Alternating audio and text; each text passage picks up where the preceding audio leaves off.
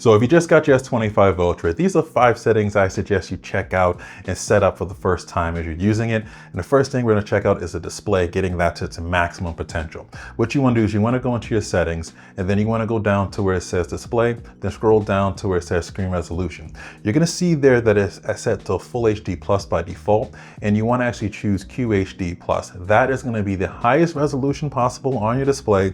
It is going to use a little bit more battery, but I don't think it's significant enough really to not have it on and just set it to this setting to get the maximum resolution from that display, because you paid for all those pixels, so get it all that you can from it. Now, another thing that you might have seen as a little bit different is when you swipe down on the left side at the top left, you notice that your notifications come down. But if you swipe on the top right, you'll notice that the control panel comes down. And if you're coming from an iPhone over to an Android like a Samsung, you're probably used to this. But most of the time in Android, you usually have this combined together. And I can show you how to put this back together if you prefer that. So go ahead and swipe down on the control panel side and swipe down again until you see on the top there where you see the little pencil icon. Tap on that, click on panel settings, and from there you'll see an option that says separate or together. If you tap on together, you'll see there that it will put all of that in one section. So when you swipe down once, you'll get your notifications and some parts of your control panel. Then you swipe down again, you'll be able to see all the different controls you have there all in one group thing together, which a lot of us in Android land are a little bit more used to. You also may have noticed that when you held down that side key thinking you're powering off the phone, actually brings up Gemini, which is pretty cool AI stuff to use with the phone. But let's say you want to switch up what that side key does a little bit. So go ahead and hit the side key and the volume down key at the same exact time. That's going to bring up the power menu, and then right below there, you're going to see a button that says side key settings. Go ahead and tap onto that. And from there, you can do some more customization with that side key. So if you want to long press it and you go and decide it, then you want it to maybe bring up AI, maybe Bixby, or you maybe want it to bring up the power menu, you can set it to do that.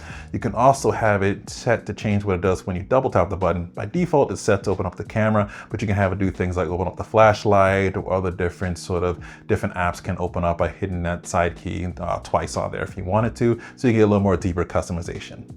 Now, speaking of buttons, by default, you'll see on Samsung devices that it'll be set up for gesture navigation, similar to what you see inside of the iPhone. But let's say you're more traditionalist like me and you want to use those buttons, you want to have those virtual buttons back, you can go ahead and set this back up as well too. So go ahead and go back into your settings, go down to display, you'll see an option for navigation bar. And when you see it inside of there, you see 2 options for gestures and buttons. Go ahead and tap on the buttons right there. That'll bring up the navigation buttons. And if you go down to where it says more options, you'll actually be able to customize this a bit more and swap which side the back and the recent key are if you want to swap those out depending upon your preference there.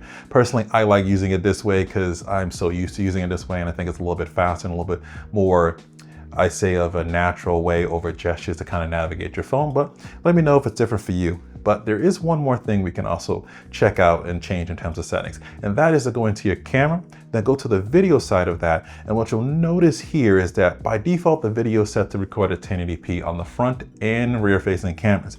Your camera quality could be a whole lot better, all the way up to 8K even. But what I suggest doing is on the rear facing camera, set that to 4K, and you can change between 30p or 60p depending on your preference. And always remember, you can always downgrade this to 1080p, but you might as well get the highest quality you possibly can. And make sure to flip it over to the front facing cameras too and set that up for 4K as well, 230 or 60p, whichever your preference is.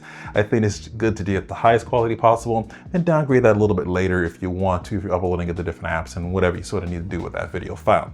But these are 5 things I suggest you check out first. What do you usually check out first and change and kind of tweak around on your Samsung S25 Ultra or any of your smartphones? Put in the comments below and let me know what you think. Thanks for watching.